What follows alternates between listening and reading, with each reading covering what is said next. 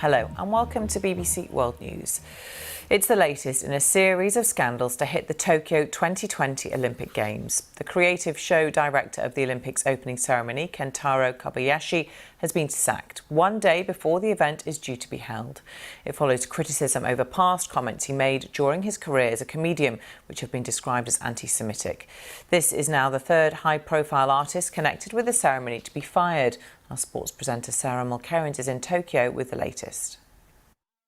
In a press conference with the Tokyo 2020 organiser, Seiko Hashimoto, she confirmed in that press conference that the director of the opening ceremony, which takes place here in Tokyo on Friday, had been fired from his position. Now, this all relates to this video that has resurfaced. He is a comedian, an actor, and has also been was director of this ceremony. Now, back in 1998, he was recorded in this video where he made a joke about the Holocaust. Now, this video surfaced on Tuesday, and Seiko Hashimoto said she regretted that it had taken until now to make this decision to fire the director of the opening ceremony. It is the latest in a line of scandals to hit the organisation of this Games.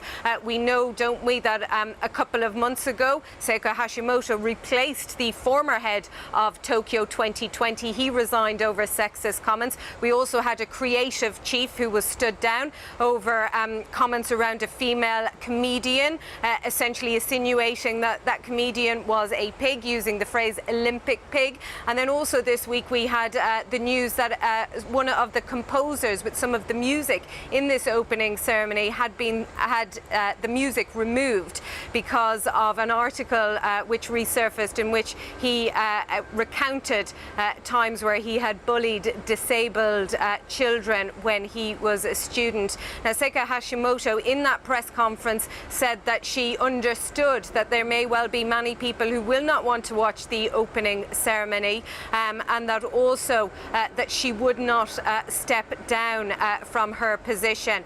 But it's very troubling times. We're not quite sure what it means for the opening ceremony on Friday.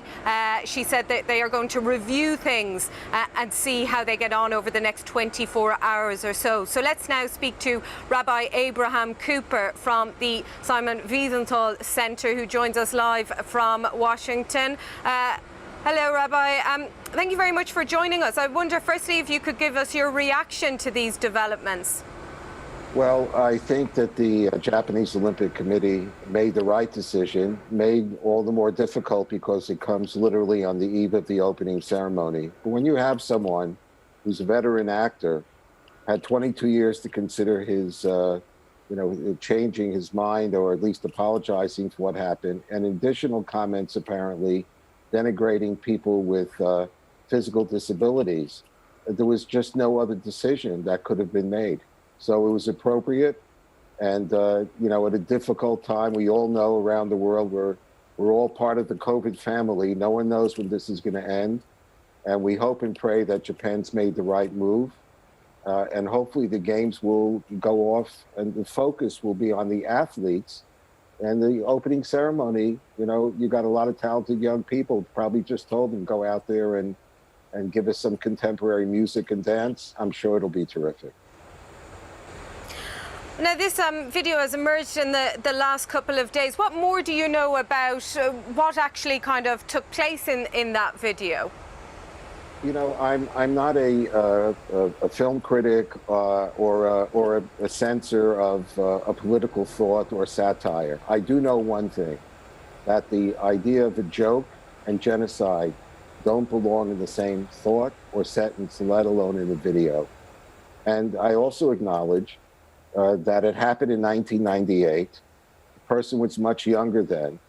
And unfortunately, as someone who's been in the public eye throughout, never thought that maybe this kind of behavior was inappropriate, and an apology to the victims was due along the line. Today's apology, I read the English translation, so maybe I didn't quite get it, but I'm not sure that the individual involved even understands, as we speak, the depths of the harm and suffering he caused to people who I think it's safe to say have suffered enough. So It was the correct decision. I know that the committee has its hands full. The Wiesenthal Center was scheduled to have an exhibition on the Nazi Holocaust open in the '64 Olympic Village in connection with the Para Games in order to highlight the great achievements of people with disabilities this year in sport, as opposed to the mass murder that the German Nazi government carried out on their own citizens with disabilities in the late 1930s and early 1940s. Rabbi Abraham Cooper, thank you so much for joining us from the Simon Wiesenthal Centre. Appreciate your time with us. So what is it, more than 24 hours ahead of that opening ceremony? These delayed games have been hit by so many different crises over the years, and this is another one.